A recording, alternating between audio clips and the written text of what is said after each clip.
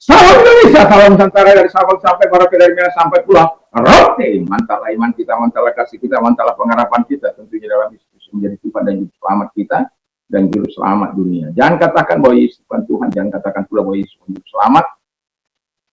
Dia adalah Tuhan, dia adalah Juru Selamat. Kalau engkau percaya, engkau akan diselamatkan. Engkau tidak percaya, engkau akan diselamatkan. Yohanes 3:3. Yesus sudah berkata dalam Yohanes 14 ayat 6, akulah jalan dan kebenaran dan hidup. Tiada seorang sampai kepada Allah kalau tidak melalui aku. Mantap.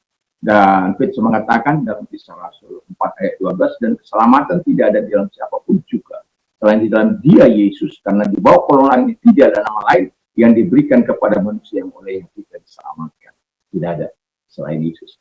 Dan juga sama katakan sebagaimana Alkitab mengatakan dalam Yohanes 3 ayat 6, karena begitu besar kasih Allah akan dunia ini sehingga ia mengaruniakan anaknya yang tunggal supaya setiap orang percaya kepadanya tidak binasa melainkan beroleh hidup yang kekal. Haleluya.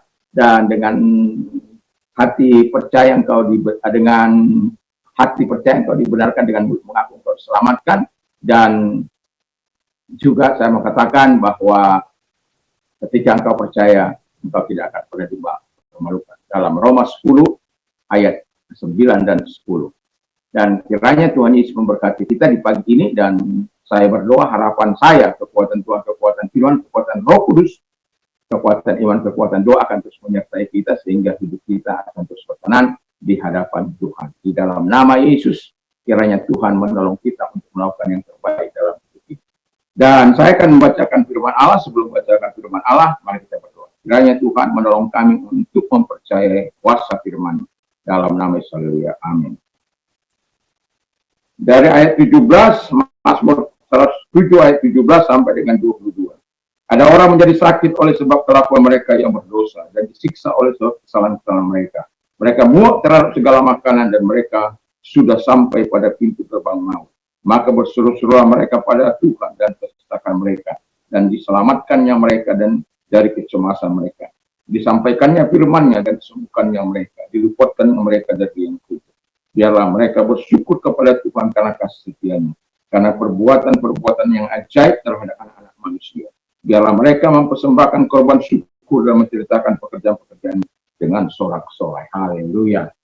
Jadi di sini kita sudah dapat melihat bagaimana kekuatan daripada firman itu untuk menyembuhkan.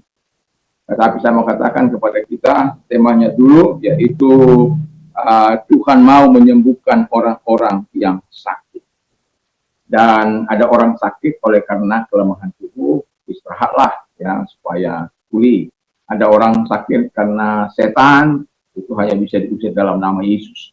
Tapi kalau karena dosa dan perlawanan kita kepada Tuhan, hanya Tuhan yang mampu. Dan jadi Anda yang harus melunakkan hati Tuhan supaya ia berubah pikiran. Karena ada yang sudah divonis mati, Alkitab katakan, dan saya sudah melakukan beberapa kali kepada orang-orang yang divonis dokter mati. Tetapi oleh anugerah Tuhan, Tuhan masih memberikan dia kesempatan. Dan saya mengatakan bertobat saja, serahkan diri kepada Tuhan dengan sungguh-sungguh, hidup setia kepada Tuhan, dan Tuhan melakukan. Dan itu sebabnya pentingnya kita mengerti kebenaran firman Allah. Pentingnya kita mengenal keadaan kita, sakit kita itu dari siapa. Ya, kalau sakit kita itu karena penyakit itu sendiri, ya berserah dirilah kepada Tuhan dan percaya bahwa imanmu, banyak kali dikatakan oleh firman Allah, imanmu telah menyembuhkan engkau, imanmu telah menolong engkau, imanmu lah yang menyembuhkan sakit penyakitmu. Nah, kita melihat dulu asal muasal sakit penyakit. Alkitab katakan yang pertama, sebab orang menjadi sakit karena kelakuannya yang berdosa. Jadi jangan pikir karena engkau melakukan dosa terus menerus, jangan pikir engkau akan menjadi tenang-tenang saja, ya. Atau karena engkau melakukan kesalahan, engkau mengatakan, Tuhan itu tidak ada. Buktinya saya sudah bertahun-tahun melakukan dosa dan kejahatan, kesalahan. Buktinya dia nggak ada apa-apa bagi saya, nggak ada pengaruhnya. Tapi ketika satu kali dia akan datang kepadamu dan engkau akan terkejut dan engkau akan shock. Dan begitulah orang-orang yang mengatakan, Syam, nggak ada Tuhan itu. Tapi ketika dalam keadaan mereka tidak lagi dapat berbuat apa-apa. Satu-satunya jalan mereka menyerahkan diri kepada Tuhan. Kalau sudah dokter katakan gak ada yang bisa menyembuhkan, siapa yang mau menyembuhkan? Siapa yang berani berkata-kata bahwa dia mampu menolong? Dan setelah dokter mengatakan tidak mau, tidak bisa, segera saja siapkan apa yang mau dipersiapkan untuk menghadap.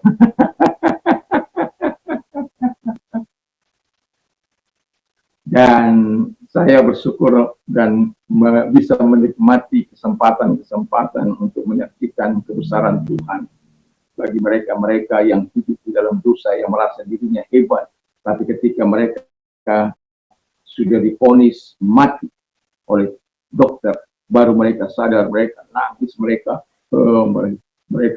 sudah mempersiapkan segala sesuatu untuk berbagi waris.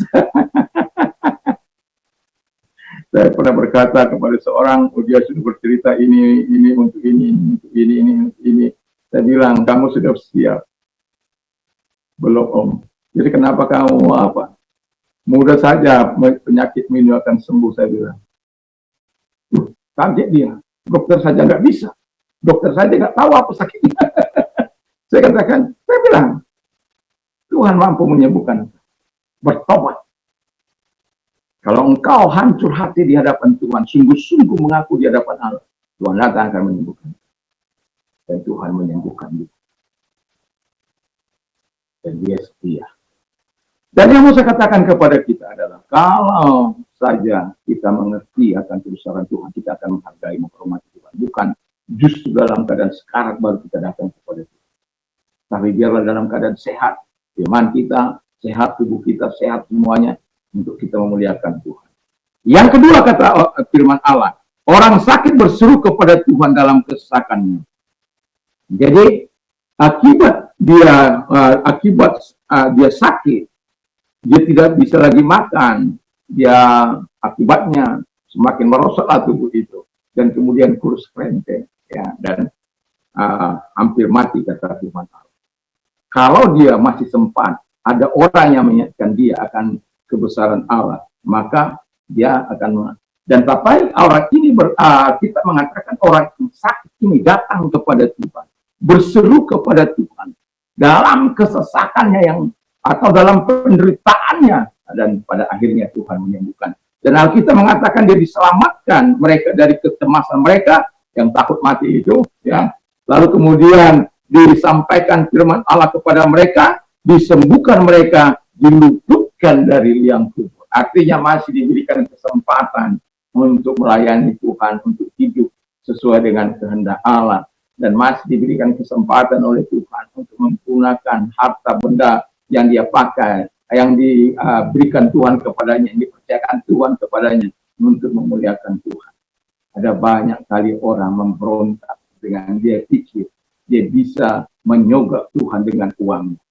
Tapi pada saat di mana Tuhan, murka Tuhan sudah sampai, tidak ada seorang yang mampu untuk menolong, terkecuali hanya dengan engkau berseru dan bertobat dengan sungguh-sungguh. Dan syukur Alkitab mengatakan masih dengan jelas bahwa orang sakit ini berseru. Yang ketiga, orang sakit itu bersyukur kepada Tuhan. Dan karena apa? Kasih setianya. Kalau kita berbicara soal kasih setia, maka kita akan ingat ada pengampunan di sini. Ada pengampunan akan dosa-dosa, akan kejahatan yang sudah kita lakukan. Dan juga ada di dalam ketika kita ingin kasih setia Tuhan, di situ juga ada atonement, ada penebusan, di mana kita ditebus oleh Tuhan, di mana kita sadar bahwa kita yang sudah ditebus ini seharusnya tidak memberikan diri untuk menyakiti hati Tuhan, tidak menyerahkan diri untuk mempermuliakan setan, tidak menyerahkan diri untuk dipakai menjadi alat setan.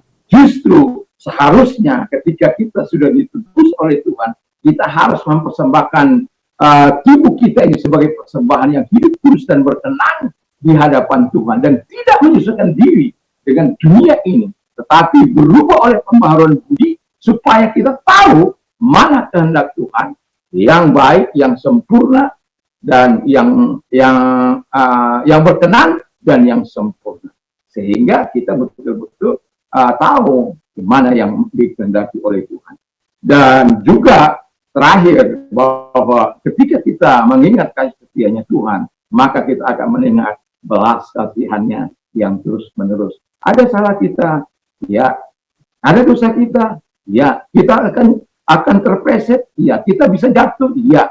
Tapi mercy-nya, belas kasihannya, pengampunannya, penebusannya akan terus berkarya di hadapan orang-orang yang berdosa, yang mau mengakui segala kelemahannya di hadapan Tuhan, mengakuinya di hadapan Tuhan, dan kemudian dia akan bisa bercerita untuk kebesaran Tuhan yang terus menolong dirinya. Dan yang terakhir, karena Tuhan membuat mereka bersorak-sorak. Jadi yang sakit itu, jadi ada 3 poin: asal muasal atau sebab orang-orang menjadi sakit, dosa orang sakit berseru kepada Tuhan, dan yang orang sakit itu bersyukur kepada Tuhan karena kesembuhan. Jangan seperti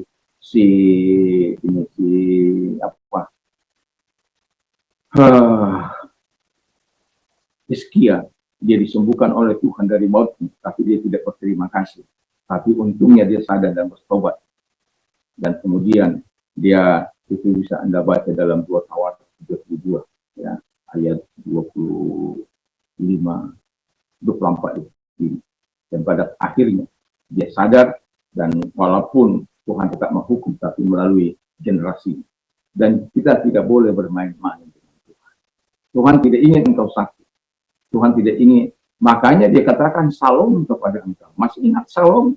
Salom itu adalah damai sejahtera bagi jiwa, bagi hidupnya. Dan kedua, salom itu memiliki arti kompletis. Kesempurnaan Tuhan menyertai engkau. Yang ketiga, welfare-nya Tuhan, kesejahteraannya Tuhan ada padamu. Dan yang keempat, adanya health-nya Tuhan, baik rohanimu, jasmanimu. Sebabnya dia menyediakan kuah bagimu, yaitu power, kekuatan, kemampuan, energinya mengalir dalam setiap orang yang percaya. Semoga kita bukan orang-orang yang mau memilih sakit karena dosa, ya. Tapi kalau kita pun sakit oleh karena setan kah, oleh karena kelemahan tubuh kah, oleh karena apakah, macam-macam, tapi yang jelas Tuhan akan senantiasa mau mendengarkan doamu. Dan terlebih kalau engkau sakit karena dosa dan kejahatan, bertobat dan serahkan diri pada Tuhan, dan Allah bersiap untuk menolongmu dan menyembuhkan engkau. Asal dengan tulusan hati kau datang kepadanya, dan Tuhan tidak pernah berubah dulu, sekarang, sampai selama-lamanya. Lalu dulu dia menyembuhkan, saat ini dia menyembuhkan, saat yang akan datang juga dia bisa menyembuhkan. Tuhan Yesus memberkati. Mari kita berdoa. Terima kasih Tuhan bahwa kami punya Tuhan yang baik, yang senantiasa mau menolong kami, memberkati kami. Dan terima kasih. Dan kami juga berdoa kepada mereka-mereka yang sedang mengalami sakit, apapun sakit penyakitnya. Ingatlah, kalau engkau sakit karena dosa, engkau minta ampun, atau karena Tuhan, karena engkau memberontak kepada Tuhan, minta ampun, dan Tuhan akan menyembuhkan. Atau karena setan, usir dalam nama Yesus. Dan juga karena itu sebabnya ada orang kadang-kala tidak bisa disembuhkan oleh karena mereka tidak mengerti akan prinsip-prinsip kebenaran. Tapi kalau engkau sakit karena dosa dan pelanggaran, segeralah merendahkan hati di hadapan Tuhan dan bertobat dari segala dosa dan kejahatan. Mari kita berdoa. Terima kasih segala sakit penyakit mereka di dalam nama Tuhan Yesus, segala yang mereka derita, aku perintah keluar, dan oleh bilur daripada Tuhan Yesus engkau sembuh, oleh kuasanya engkau sembuh, dan biarlah kasih karunia Tuhan datang kepadamu. Dan kalau engkau sakit karena dosamu, bertobat, dan saya mengatakan biarlah belas kasihan Tuhan datang kepadamu. Dalam nama Yesus, haleluya. Amin. Kiranya Tuhan Yesus memberkati kita, dan biarlah kita senantiasa akan terus berdoa, menyerahkan diri, dan kepada yang punya pergumulan, serahkan semua pergumulan kepada Tuhan, yakin dan percaya bahwa Tuhan akan menolong kamu. Dan juga saya mengatakan kepada kita, selamat beraktivitas, ingatlah engkau menjadi berkat Tuhan untuk menjadi terang, yang memberikan arah kepada dunia ini dan menjadi garam yang memberikan cita rasa, yang mencegah pembusukan di tengah-tengah dunia yang syarat dengan dosa. Dan engkau adalah orang-orang yang sangat berharga. Persembahkan tubuhmu sebagai persembahan yang hidup. Dan engkau bukan milikmu, muliakan Tuhan dalam tubuh. Tuhan Yesus memberkati. Mantap, mantap, mantap!